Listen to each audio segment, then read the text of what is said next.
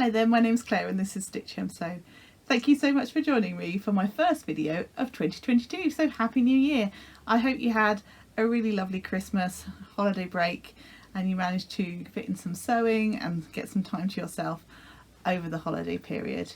Today I'm going to be talking through my makes in December. Most of them were gifts and there was one item that I sewed up for myself too. So if that interests you, please stick around. So on to my makes. The first few makes I'm going to talk to you about are a few that I've already talked in detail about in my last Friday sew, so I won't go into too much detail right now. I'll just whiz through them now. The first one is this jumper for my husband.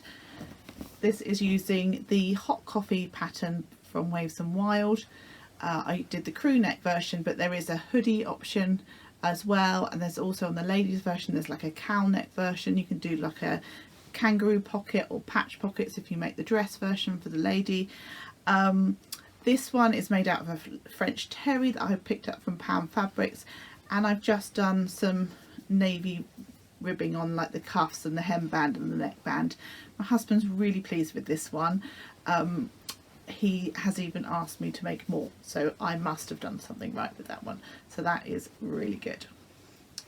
The next item or items were some pajamas using this lovely fabric that the lovely Adam from Adam Sews gave me. I've used the hot chocolate pattern from Waves and Wild for the kids jumper for the PJs, and the lightning leggings again from Waves and Wild. Just sew up these pajamas for my son. These are in age 3, and for my older son I've used again this fabric that from the lovely Adam from Adam Sews, and this again was using the Waves and Wild hot chocolate pattern, but I've just missed off the hemband on this one, just made it slightly longer, just because I felt that this was something that my older son was missing in his wardrobe, sort of a long sleeved t-shirt type thing, but I thought he would still like the cuffing on the sleeves. So yeah, those all went down very well for Christmas, so very pleased with those ones. Now the next thing I actually made 4 of, which were all identical, and they were these neck warmers. I just made the pattern up myself, but there are a number of different sort of snood and neck warmer patterns online that you can find, and I will try and link a couple of those in the description box below. Any of the patterns or fabric shops that I talk about I will link in the description box below for you to find later on if you want to. As I say, I made 4 of these for different people. They were all received really well. All the gifts that I've made for friends and family, most of my friends and family either are quite crafty type people themselves, or generally have quite a good appreciation for homemade type gifts. So it's always nice when you give gifts to people that appreciate them and can kind of understand the time and the effort that have gone into making them. So yeah, really pleased with the things that I've made. Now most of the things that I've made I've already gifted. This one was for my husband, which is why I've still got it here, but most of them have been gifted. So as the video goes through, what I'll do is I'll pop some photos in of each of the different items just so that you can see them. Now for my mum, I made some gloves. I made them from an offcut of some grey cable knit fabric that I'd actually made a cardigan for her birthday in March, and I'll pop some pictures in of the gloves and also the cardigan I made. Now the gloves I made by using a tutorial on YouTube. Again, as always, I'll link that in the description box below. The principle of the idea is that you draw around your outstretched hand onto a piece of paper, you add a bit of seam allowance, you then use that template to draw onto a piece of fabric, put 2 bits of fabric together, right sides together, sew round the template bit that you've drawn on the fabric, and then cut them out. If you try to cut them out and then sew, it's an absolute pain. But if you do it, you sew and then you cut, it's actually really quite simple. And then you just snip into the seam allowance a little bit to make sure that they kind of you know, sit nicely between the fingers. And then you just sort of turn up the cuffs. So really simple and really easy, and a lovely, great little scrap buster type project. You know, I like one of those. And the cardigan that I mentioned, that I will just, as I say, I will put a picture in, was the Harper cardigan from Sinclair Patterns. That's a free pattern. I've made it a number of times for myself, and it's really well designed, really well, comes together really nicely, and definitely worth a check out if you haven't seen that pattern before.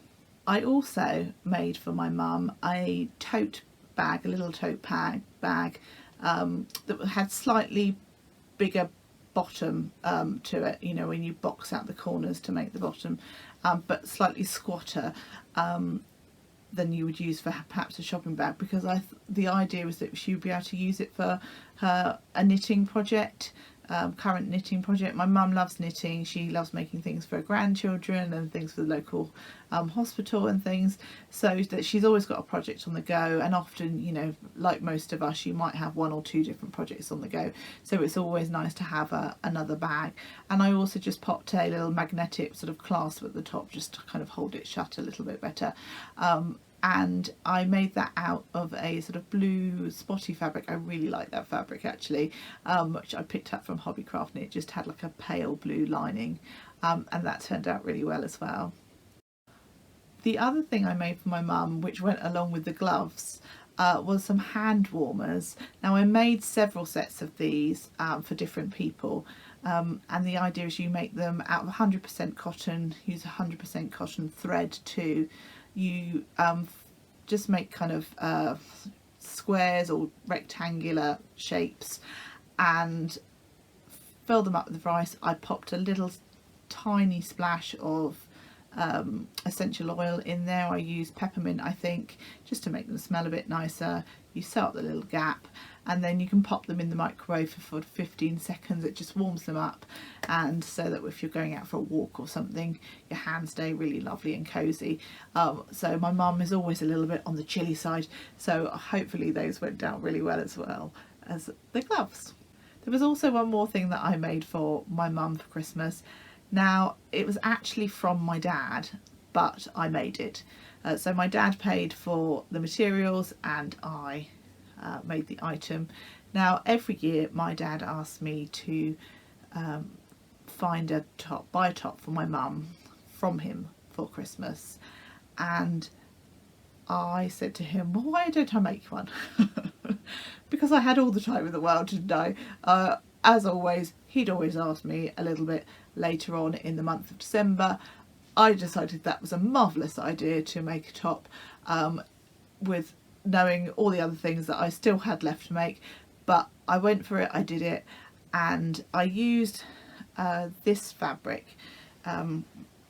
This is a sort of sweatshirting. It's lovely, really cozy fabric, and it's in this sort of tealy colour with mustard dashes. This is just a bit of remnant piece that I've got left. And I used the Sew House 7 toaster sweater version 2. Now I've made this once before for myself. I really like it. It's got kind of a funnel neck. Actually, this is a toaster sweater as well, but it's the version 1. This one's got a raglan sleeve on it, whereas this one has just got sort of a more of a regular sleeve on. It's got a funnel neck, and it's got the option that you can do like a split hem on it, so the back is very slightly longer than the front. And so yeah, I made this version for my mum using this fabric, and I'll pop a picture in. She was really pleased with it, and thankfully it fitted quite nicely.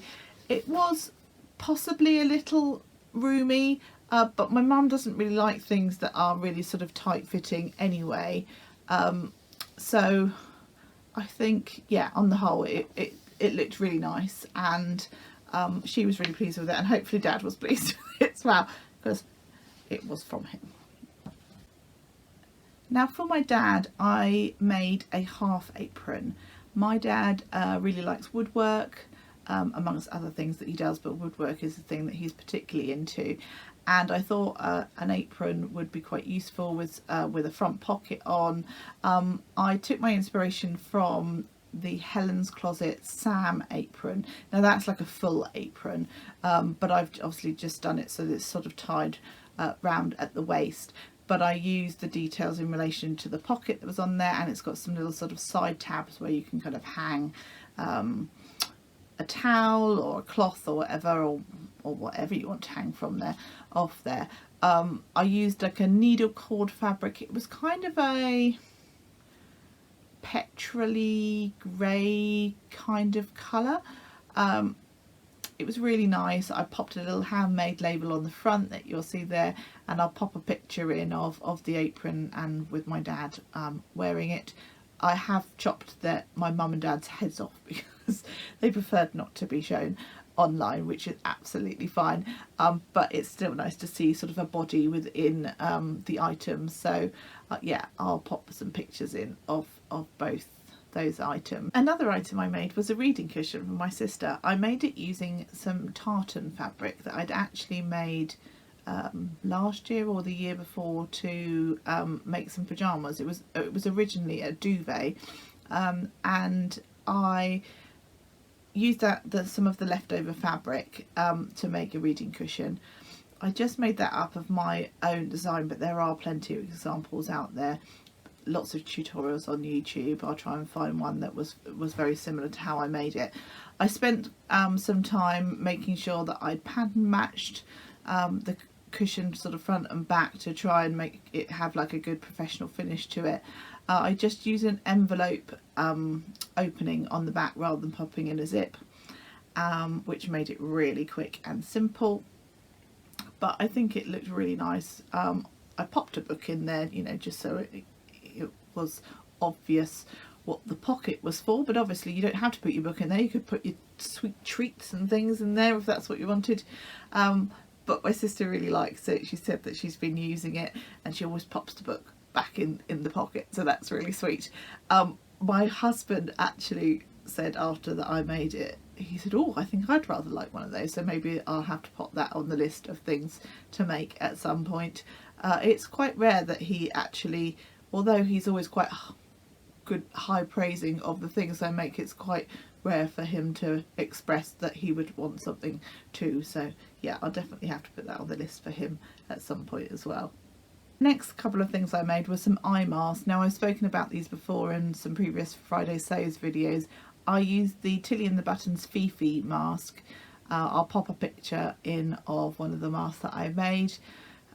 It's a really lovely simple pattern, but pop that in with some cosmetics and things in a cosmetics bag. It really does, you know, it's a lovely little present. I love the fact that the elastic is encased in a piece of fabric. On this one, I think it just finishes it off nicely, makes it look a little more professional than just a piece of bare elastic, and it really does make a lovely little extra gift. Talking about cosmetics bags, I made 4 cosmetics bags, and they were all of this type of design this time round. I've spoken about these cosmetics bags before. I showed one in my 10 quick and easy last minute Christmas makes video, which I'll pop a card in for and link in the description box below. This one wasn't actually one of the ones that I made for Christmas, but it is of this design. Very simple little zipped bag. Obviously you don't have to use it for cosmetics, you could use it for anything, but you know, a really nice thing to pop some goodies in and give to people for Christmas. Another thing that I made several of was some popcorn bags. Now I made these as teacher gifts. Again, you need to use 100% cotton fabric and 100% cotton thread because they're going to go in the microwave. I used a tutorial from Christine Sews a Lot. It's a fab little tutorial, really quick and easy make. You can knock several up in a very short space of time. What I did is I popped some popcorn kernels in a little paper bag. I printed out some instructions of how to use it and popped that inside the bag. And yeah, I thought they made a lovely little additional little teacher gift. One of the final things that I made as a Christmas present was a garden kneeler for my brother-in-law. He's super into gardening, much more than I ever will be, but he really is. His garden is beautiful, and I thought a garden kneeler would be useful. I just made that using some foam, also obviously the inside, and I used some waterproof fabric for the outside. It's got a little handle on so that it's easy to carry around, and I just made sort of an envelope, if you like, out of the fabric, sort of slotted it in, made sure that it was as tight to the foam as I could get it, sewed up the end. As I say, I popped a little handle on, and yeah, it turned out really well actually. It was really quite effective. Nice leafy type fabric, which goes obviously well with it being used in the garden, and he seemed really pleased with it. I always find making gifts for men quite difficult in relation to making gifts for women, so yeah, I was quite pleased to have come up with that idea for him. So I think that's all the gifts that I made. There was quite a lot in December whilst working and obviously looking after my children as well. Next year I either need to cut back on the number of gifts that I make, or indeed perhaps I just need to start a little bit earlier. I put myself under a bit of pressure really, and it did take the joy a little bit out of making stuff. I did enjoy making everything. I love making gifts for people, so next year I just need to be a bit more organised. I think maybe try and have a little bit more forward planning, and not leave everything quite to the last minute as I did. So talking of last minute makes, the last thing I made was truly a last minute make before Christmas. I really wanted to make a Christmas dress this year. I haven't ever done that before, and I really wanted to do that. I spoke in my last video about how I wanted to sew up this fabric to make a Westcliff dress. This is by the Friday Pattern Company, and I was really hoping that I would get it done in time. I did. I finished it at 11:30 on Christmas Eve using this beautiful fabric, and you will see it hanging up in the background over there. I will pop some pictures in as well. The Westcliff dress is a lovely kind of faux wrap dress, so the top bit is wrapped but the bottom bit isn't, so that you don't have any worries that you're going to kind of flash too much. It turned out really quite well. I was really pleased with it. It probably isn't the best sewing that I've ever done because I did rush a little bit to get it sewn up. And this fabric, while stretchy, probably doesn't have quite as much stretch as some other sort of jersey type fabrics, so I possibly could have done with sizing up a little bit just to give me a little bit more extra room at the top. So something for me to think about if I ever use this type of fabric again. But I was really chuffed to get it finished in time for Christmas and wear it on Christmas Day, and I certainly will wear it again. So yeah, really pleased that I managed to get that one done at the right at the end of Christmas. Now I have to say, after having such a busy sewing month, I have rather lost my sojo somewhat. It's starting to come back. I've sewn a couple of small things like face masks and things, which before I couldn't even face doing that, and I have made some plans for the coming year, which I will talk about in another video. I will be taking part in Make 9 this year, It was the first year that I've ever done that. So I will be putting a video together of those plans that I've got for that as well. So do look out for that video that will hopefully be coming out really soon. So folks, that's all from me today. Thank you so much for watching. Don't forget to like, comment and subscribe. And if you have been making some Christmas presents, do let me know what you've been making in the comments below. I'd love to have a chat with you there and to find out what you've been making and to maybe get some ideas for next Christmas. Anyway, thank you ever so much for watching. Take care. Happy sewing. Bye.